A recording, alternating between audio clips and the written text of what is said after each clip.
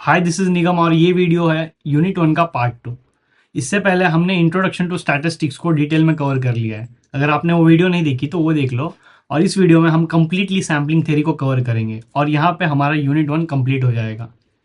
तो चलो स्टार्ट करते हैं। तो बात करते हैं अपने पहले टॉपिक के बारे में जो कि है पॉपुलेशन एंड सैंपल। तो अगर मैं बात करूँ पॉपुलेशन की तो ये होता क्या है।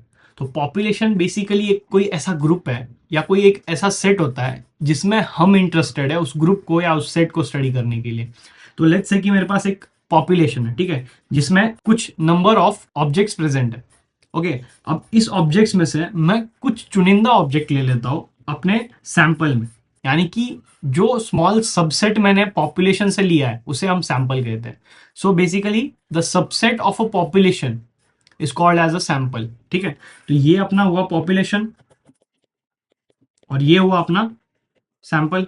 करेक्ट, हम समझ गए पॉपुलेशन क्या होता है, सैंपल क्या होता है। अब देखते हैं कि हम कितने प्रकार के सैंपल होते हैं। तो हमारे सिलेबस में जो पहली सैंपलिंग टेक्निक जो है वो है पर्पजिव सैंपलिंग। अब पर्पजिव सैंपलिंग नाम कैसा है इसका, पर्पजिव, यानी कि ये कोई पर्पज या कोई क्राइटेरिया उसके अकॉर्डिंगली हम इसमें सैंपल सिलेक्ट करते हैं। अब मान लो कि कुछ रिसर्चर है जिनको कोई एक रेयर डिसीज के बारे में स्टडी करना है, ठीक है। तो एक पॉपुलेशन है जिसमें नंबर ऑफ कुछ लोग हैं, ठीक है, और कुछ ऐसे लोग हैं उसमें जो कि इन डिसीज से डायग्नोस्ड है। ठीक है, तो मैं क्या करूंगा, मैं उन्हीं लोगों को इस सैंपल में कंसिडर करूंगा जो कि रेयर डिसीज से डायग्नोस्ड है। करेक्ट, तो ये हो गया अपना पर्पजिव सैम्पलिंग। अब अगला जो है वो है रैंडम सैम्पलिंग। अब रैंडम सैम्पलिंग क्या होता है, तो रैंडम सैम्पलिंग एक ऐसा सैम्पलिंग तरीका है जिसमें हम हर एक इंडिविजुअल को इक्वल अपॉर्चुनिटी देते हैं सिलेक्ट होने के लिए। ठीक है, सो मान लो कि मेरे पास एक हैट है, उसमें मैंने कुछ नंबर ऑफ चिट्स डाले हुए हैं जो कि बेसिकली एक पॉपुलेशन की चिट है। अब इसमें से मैं कुछ रैंडमली सिलेक्ट करता हूँ। अब जो चिट आ गया वो चिट अपना सैंपल में कंसिडर किया जाएगा। तो कुछ इस तरीके से हम करते हैं रैंडम सैम्पलिंग। अब अगर हम बात करें सिंपल रैंडम सैम्पलिंग की, तो ये जो है ये एक टाइप है रैंडम सैम्पलिंग का। ओके, इसमें जो है इसमें भी हर एक इंडिविजुअल को इक्वल अपॉर्चुनिटी मिलती है कि वो सिलेक्ट हो। तो अब मान लो कि एक क्लासरूम में से मुझे 50 नंबर ऑफ स्टूडेंट्स में से 10 स्टूडेंट्स को सिलेक्ट करना है, तो मैं उसे सिंपल रैंडम सैम्पलिंग की मदद से सिलेक्ट कर लूंगा। अब आप ये पूछोगे कि रैंडम सैम्पलिंग और सिंपल रैंडम सैम्पलिंग में फिर फर्क क्या हुआ। तो पहली बात ये समझो कि रैंडम सैम्पलिंग जो है वो एक जनरल मेथड है। इसमें जो है different type of sampling techniques भी आते हैं, बट जो अपना सिंपल रैंडम सैम्पलिंग है वो एक स्पेसिफिक रैंडम सैम्पलिंग का टाइप है। ओके, तो हम ये समझ गए कि सिंपल रैंडम सैम्पलिंग क्या होता है, रैंडम सैम्पलिंग क्या होता है। करेक्ट, अब देखते हैं हम स्ट्रैटिफाइड सैम्पलिंग क्या होता है। तो अब स्ट्रैटिफाइड सैम्पलिंग जो होता है ये एक बेसिकली ऐसी सैम्पलिंग टेक्निक है जिसमें हम ग्रुप्स के हिसाब से हम सैंपल को सिलेक्ट करते हैं। अब जो स्ट्राटा का मतलब होता है वो होता है कि लेयर। ओके, सो हम इसमें हर एक ग्रुप को एक इक्वल अपॉर्चुनिटी, एक इक्वल प्रोपोर्शन प्रोवाइड करते हैं जिससे हम उसे सिलेक्ट कर पाए। ठीक है, तो अब मान लो कि एक पॉपुलेशन है जिसमें 60% ऑफ मेन है और 40% ऑफ वुमेन है, तो इसमें मैं दोनों ही ग्रुप्स को इक्वल अपॉर्चुनिटी दूंगा सिलेक्ट होने के लिए। ओके, तो ये थे अपने टाइप्स ऑफ सैम्पलिंग। तो अब समझते हैं what is parameter and statistics. तो अगर हम सबसे पहले बात करें पैरामीटर की, तो ये एक ऐसा न्यूमेरिकल वैल्यू है जो अपने पॉपुलेशन की कैरेक्टरिस्टिक्स को रिप्रेजेंट करता है। और ये जो है ये हम किसी ग्रीक लेटर से रिप्रेजेंट कर सकते हैं। फॉर एग्जाम्पल सिग्मा, म्यू, ऐसे कुछ ग्रीक लेटर से हम इसे रिप्रेजेंट कर सकते हैं। अब मान लो कि एक कंट्री है, उस कंट्री में मुझे जितने भी लोग हैं उनकी एवरेज हाइट फाइंड करनी है। ठीक है, तो ये एक पॉपुलेशन का कैरेक्टरिस्टिक्स हो गया। ठीक है, अब नेक्स्ट जो है स्टैटिस्टिक्स। स्टैटिस्टिक्स क्या होता है, अब जो हमने सैंपल लिया है उसका जो कुछ भी हमें न्यूमेरिकल वैल्यू मिलेगा उसे हम स्टैटिस्टिक्स कहते हैं। इसे हम इंग्लिश लेटर से रिप्रेजेंट करते हैं, जैसे कि एक्स बार हो गया या फिर एस हो गया for standard deviation, etcetera etcetera. तो हमें समझ गया कि पैरामीटर क्या होता है और स्टैटिस्टिक्स क्या होता है। अब देखते हैं अपने नेक्स्ट टॉपिक को जो कि है सैम्पलिंग विथ रिप्लेसमेंट। तो इसे जो है इसे हम simple random sampling with replacement ऐसे भी लिखते हैं। आपको आपके पेपर में ऐसे क्वेश्चन दिख जाएंगे जिसमें लिखा होगा what is S R S W R and what is S R S W O R. Okay, तो S R S W R जो है उसे हम सिंपल रैंडम सैम्पलिंग यानी कि simple random sampling with replacement कहते हैं। तो अब ये जो सैम्पलिंग टेक्निक है इसे हम एक एग्जाम्पल की मदद से समझते हैं। अब मान लो कि मेरे पास एक सैंपल है, ठीक है।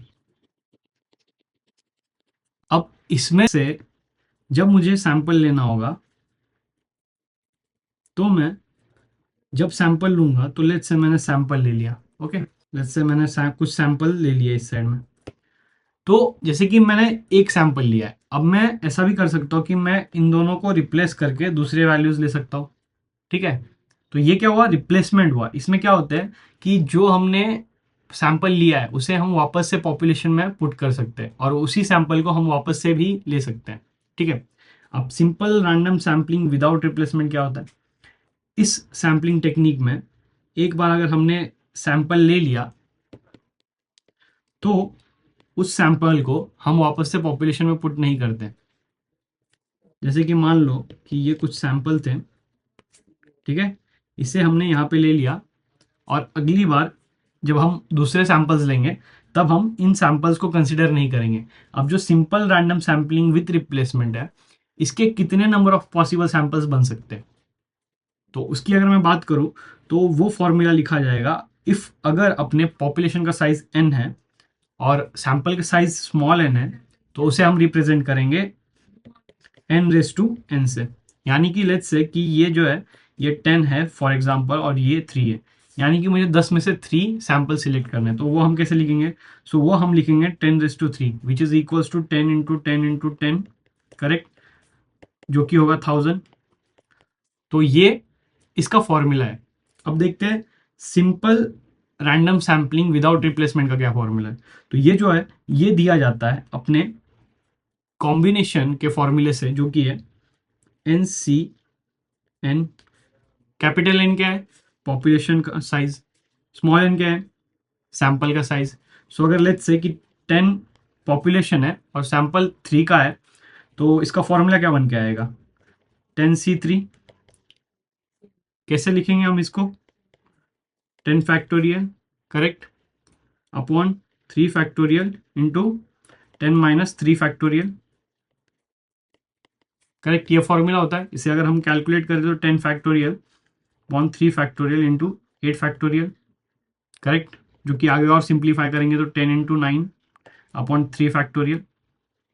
ओके, सो दिस इज 3 2 ज़ा 3 3 ज़ा, राइट, 2 1 ज़ा 2 5 ज़ा। जो हमें आंसर मिलेगा वो क्या मिलेगा, वो मिलेगा 5 into 3 which is basically 15। So 15 possible samples हम ले सकते हैं। तो देखो कितना बड़ा लार्ज डिफरेंस आ रहा है इसमें, कहाँ पे 1000 सैंपल बन रहे हैं उससे और कहाँ पे यहाँ पे हम बस 15 सैंपल ले पा रहे हैं। ठीक है, तो हम समझ गए कि क्या होता है simple random sampling with replacement and simple random sampling without replacement. तो अब बात करते हैं व्हाट इज सैम्पलिंग डिस्ट्रीब्यूशन। तो अब मान लो कि मेरे पास कुछ बड़ा सा पॉपुलेशन है। ओके, एक बड़ा सा पॉपुलेशन है जिसमें जिसमें नंबर ऑफ ऑब्जेक्ट्स पड़े हुए हैं।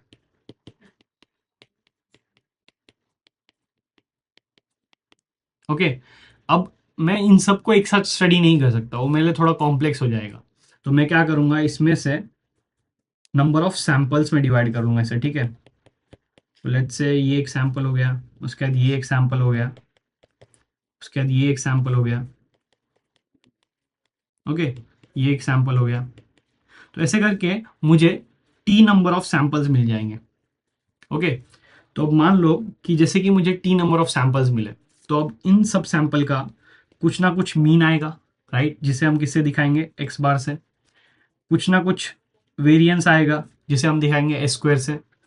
कुछ ना कुछ स्टैंडर्ड डेविएशन आएगा, करेक्ट, सिमिलरली हर एक के लिए आएगा, इसके लिए भी कुछ मीन आएगा, इसके लिए भी कुछ मीन आएगा, इसके लिए भी कुछ मीन आएगा।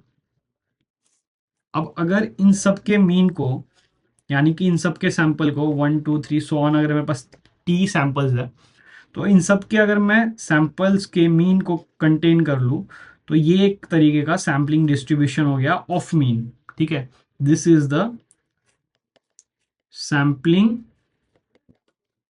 Distribution of mean. ठीक है, तो ये मीन का सैम्पलिंग डिस्ट्रीब्यूशन हो गया। सिमिलरली अगर मैं वेरियांस कंसीडर करूँ तो, वेरियांस अगर मैं कंसीडर करूँ तो वो जो होगा वो होगा सैम्पलिंग डिस्ट्रीब्यूशन फॉर वेरियांस। तो ये होता है सैम्पलिंग डिस्ट्रीब्यूशन। तो अब ये देखो कि स्टैंडर्ड एरर क्या होता है। अब स्टैंडर्ड एरर जो होता है वो स्टैंडर्ड डेविएशन होता है किसी एक सैम्पलिंग डिस्ट्रीब्यूशन का। लेट्स से कि यहाँ पे जैसे हमने मीन का सैम्पलिंग डिस्ट्रीब्यूशन निकाला था, तो इसका जो कुछ भी स्टैंडर्ड डेविएशन आएगा वो इसका स्टैंडर्ड एरर होगा। सिमिलरली अगर मैं वेरियांस को पकड़ूँ, इसका जो स्टैंडर्ड डेविएशन होगा वो इसका स्टैंडर्ड एरर होगा। ठीक है, तो अब देखो सिंपल मीन के लिए जो स्टैंडर्ड एरर आता है वो होता है sigma upon root N. Okay, जो वेरियांस के लिए होता है वो होता है sigma square into √2 upon N. Okay, और सिमिलरली स्टैंडर्ड डेविएशन के लिए होता है under root of sigma square upon 2n। Okay, तो ये होता है स्टैंडर्ड एरर। तो बात करते हैं हम रैंडम नंबर मेथड की। तो ये जो मेथड है इसमें हम हमारे जो पॉपुलेशन में इंडिविजुअल्स है उन्हें हम एक रैंडम नंबर प्रोवाइड करते हैं यूजिंग रैंडम नंबर टेबल, और उस रैंडम नंबर के अकॉर्डिंगली हम हमारे सैंपल को सिलेक्ट करते हैं। अब मान लो कि एक स्कूल है जिसमें 100 बच्चों में से मुझे सैंपल लेना है, तो मैं क्या करूँगा, हर एक बच्चों को एक रैंडम नंबर प्रोवाइड कर दूंगा, और लेट्स से कि मुझे 10 बच्चों सिलेक्ट करने हैं, तो रैंडमली उस रैंडम नंबर के हिसाब से मैं उन बच्चों को सिलेक्ट कर लूंगा।